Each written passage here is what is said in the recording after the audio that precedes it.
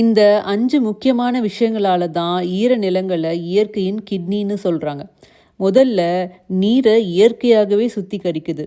ஈரநிலங்கள் தண்ணீர்ல இருக்கிற மாசு மற்றும் சில நச்சுப் பொருட்களை இயற்கையாகவே வடிகட்டி நீரின் தன்மையையும் அதன் தரத்தையும் மேம்படுத்துது. இரண்டாவது, இதனால உயிரினங்கள் வாழ்விடமாகவும் இருக்குது. பறவைகள், மீன்கள், தவளைகள் போன்ற உயிரினங்கள் உணவு, பாதுகாப்பு அப்புறம் இனப்பெருக்கத்துக்கான இடமா ஈரநிலங்கள் இருக்குது. மூன்றாவதா, வெள்ளத்தை தடுக்குது. அதிகமான மழை பெய்யும் போது ஈரநிலங்கள் தண்ணீரை ஒரு ஸ்பாஞ்ச் மாதிரி சேமிச்சு வச்சு வெள்ளத்துல தாக்கத்தை குறைக்க உதவுது. நான்காவது, நிலத்தடி நீரை அதிகரிக்குது. மழை நீரை சேமிச்சு வைக்கிறதுனால நிலத்தடி நீரை அதிகரிக்க உதவியா இருக்குது. ஐந்தாவது, ரொம்ப முக்கியமான காலநிலை மாற்ற நிகழ்வை குறைக்க இந்த ஈரநிலங்கள் பங்கு சிறப்பானது.